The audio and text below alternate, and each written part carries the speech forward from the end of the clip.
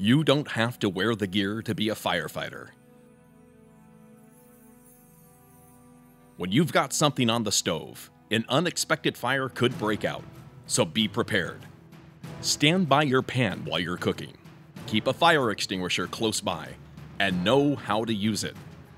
Remember pass, pull, aim, squeeze, and sweep. You'll feel like a hero too.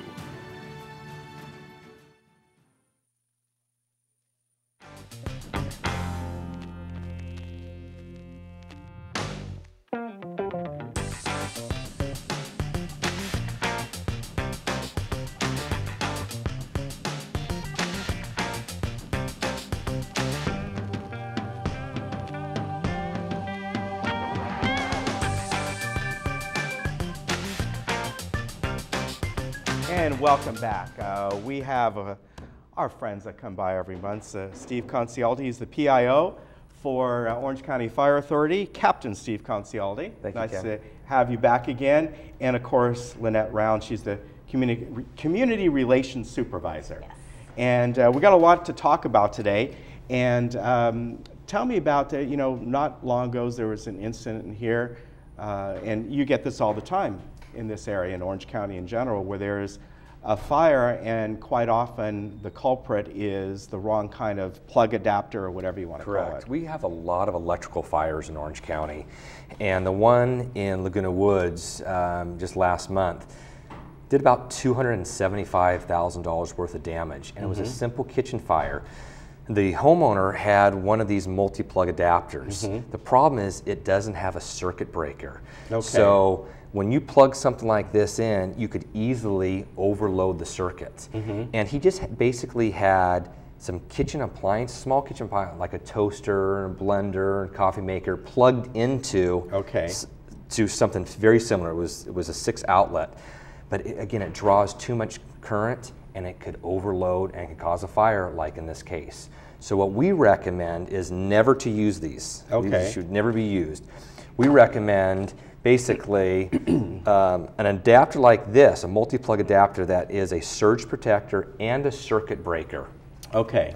That way, if there is any problem, if there's a short, if there's a problem with electricity, it will automatically shut off and there'll be no more electricity flowing. Okay. When these are plugged in, even when a small appliance is off, you still have current running through. Right. So these, we never recommend these. And also, these are little zip cords, and a lot of people have these. Yes. These are outlawed in every business because they've caused so many fires. They're little zip cords. Yeah, so I have several of those. Basically, throw them away. Throw every single one away, because we get fires often, and a lot of our fires, one of our top 5 fire risks are electrical fires, and it's cords like this. And are there cords that, sometimes people need an extension cord for various reasons, and I use mine, things like this, for my Christmas lights, which are almost all LED, so they're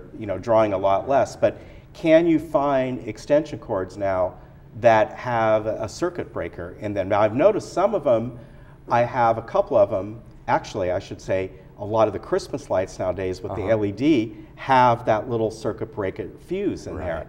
So they're getting better, but we just recommend these. These come in various sizes. Okay. And you could have small, you could have 6 here, but we just recommend these if you need to. And then another thing, if you're not using a small appliance like a toaster oven, a blender, a coffee maker, unplug it.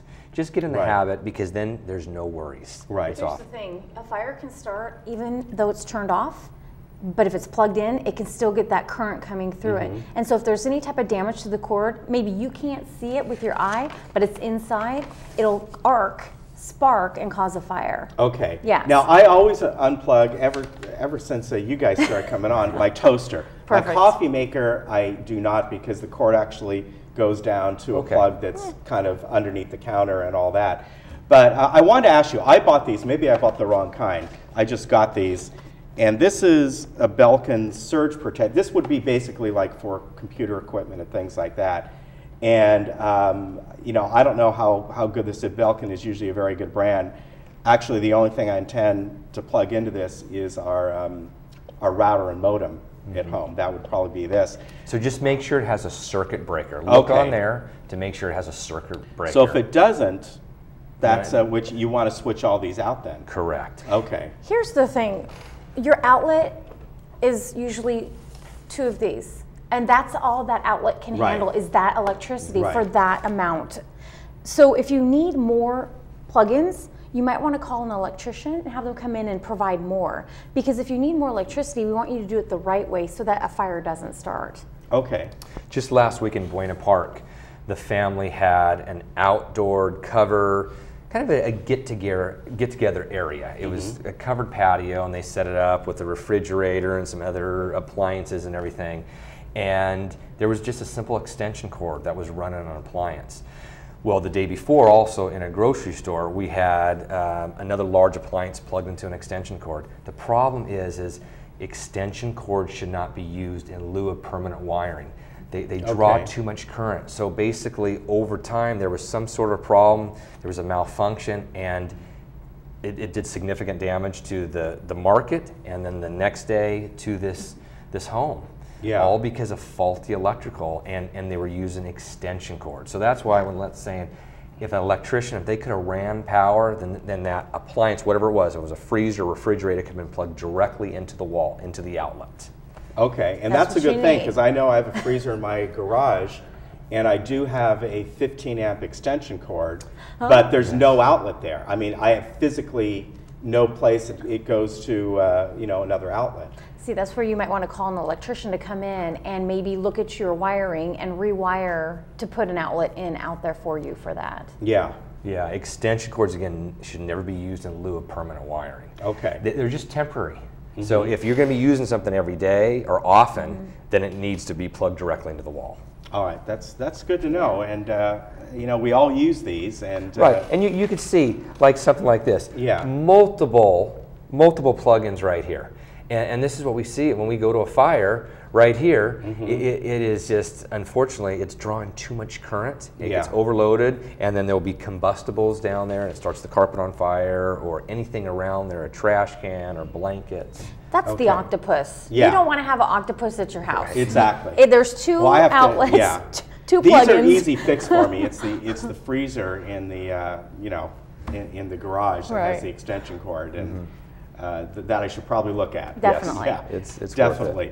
Let's talk a little bit about as far as, you know, every time you're here, especially this time of year, water safety. It's always important. Again, there's been some drownings, and you know, I mean, it's sad. It's really sad. And I know that some of them are at times adults that go out to the pool by themselves, their home pool, a spa, whatever it might be.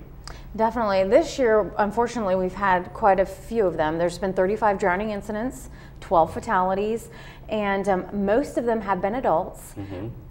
The unique thing about this is they're drowning in the bathtub, the ocean, and single-family home pools. Okay. So our big message is always swim with a buddy. You want somebody there in case something were to happen. If you're alone and you hit your head, or you have a heart attack or a seizure or something like that, there's nobody there to help you out. So you want somebody there in case something happens. And we can stress that over and over, but people have to realize that something could happen. They have to know that this could happen to me. Everyone, it's not going to happen, it's not a big deal, but it really is. Something could happen, you just don't know when. Yeah. So if you're with a buddy, or you're with a friend, or whatever you want to say, swim with a pal, swim with a buddy, we just want somebody there with you in case something happens. Yeah, and if you have grandkids, we can't let our guard down. If we have grandkids with us and there's any source of water, you definitely have to be watching them constantly, because they're quick and they're going to run out and be fascinated with the water and the way it works and how it feels, and they're going to want to touch it and be in it. So you have to constantly watch the kids around the water. Cannot let your guard down at all. Yeah. And we can't trust those water wings. We had the one in Ladera where the little 2-year-old girl, she just took the water wings off and then sunk down to the bottom. So they either deflate, they take them off, and you know, I think a lot of people, parents, grandparents, think, oh, they're okay. Right. But if the children are 4 or younger, you need to stay within arm's length of them if they're near the pool, because it happens so quick. Definitely. Yeah. And any type of distraction can make you look away. That's when things happen. Oh, it was just a second. Right. But in 20 seconds, a toddler can go down, get submerged and go under. You wouldn't even know it because it happens so quickly and it's quiet. Yeah. I keep telling people you're not going to see it, you're not going to hear it. They just silently go under because they're struggling to breathe. Their head's above the water, their body's below trying to stay up, and then they just get so tired they just go right underneath. And nobody will see it happen unless they're really watching for it. Exactly. There was people heard in the news the incident at Mission Viejo High School, which was quite interesting in that somebody was doing something they shouldn't have been doing, as far as they weren't trained to do that. And can you explain that I don't know about that. They were erecting scaffolding. Okay. So they were putting scaffolding up. Unfortunately, it was just too close to the electrical lines. So it was up pretty high. It was over the sound wall along the 5 freeway, close to La Paz, but it was on the practice football field at Mission Viejo High School.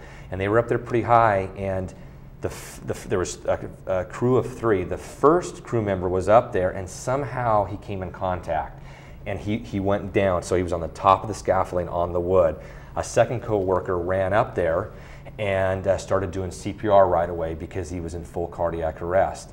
There was a baseball game, a summer baseball game going on between Mission and San Juan Hills. 2 coaches ran over there, and one of the coaches went all the way to the very top and started to talk to the gentleman doing CPR. Well, he stood up, and when he stood up, he came in contact with the electrical wires on the back of his neck. That's how close it was.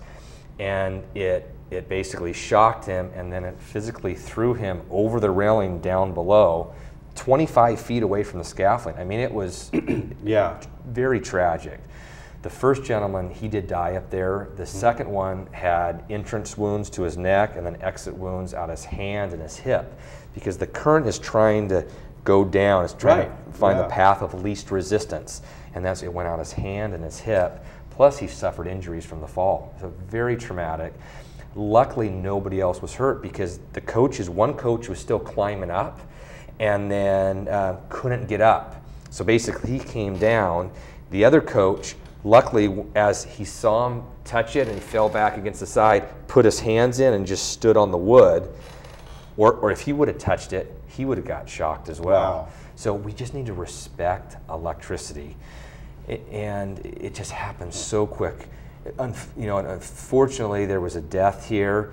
It's been removed, the scaffolding, and so now it's an investigation. But it's just sad. Yeah, it really is. One other thing we want to talk about that would be very pertinent today, when it's going to be close to 100 degrees out, is staying hydrated. And as we all know, that there's sometimes you may not feel that you need to be drinking water or something like that, and in fact you do. And we've all done this. I've been working outside, and then all of a sudden I get up and I'll feel like, whoa, a little bit dizzy or something like that, and it's time to quit.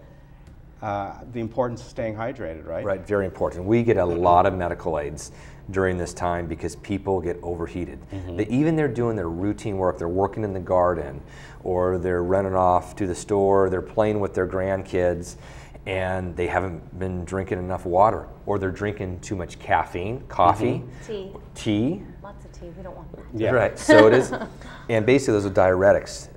They'll make you go to the bathroom and so forth, but you're losing a lot of water. You have to be drinking water, and lots of it. Definitely. Okay. And know if you're going to be outside, go ahead and drink that water ahead of time. Pre-hydrate. So if you're going to be out, sometimes a lot of people don't sweat, but sweating is your body's natural reaction to cooling itself off. So you want to make sure that you have that fluid in your body so it can cool you off. Yeah. You don't have to sweat to be cooling off, but you definitely have to stay hydrated because it could lead to some serious health issues and even death. Right. And when you're thirsty, it's already too late. Yeah. So that's why Lynette says pre-hydrate. If it's going to be a warm weekend, warm week, drink plenty of water. And if you start feeling thirsty, sit down. If you feel lightheaded or dizzy, sit down right away. Get some water, relax. All take right. a deep breath. All good advice. Right. And check out all your different connections here. Circuit breaker. Yes. Make sure it has a protector with circuit breaker Yes. in it. Right, exactly. All right. Does that mean it has a switch on it, or It's got a switch, and it'll say on there, there's a circuit breaker. Okay. All right, very good. I'll check that one out. All right, thank you for coming on. It's good to see you. It's good Thank to you, see you. Ken. And we'll see you in about a month or so. Wonderful. Yeah, All right, thanks take for care. having us. We'll be back.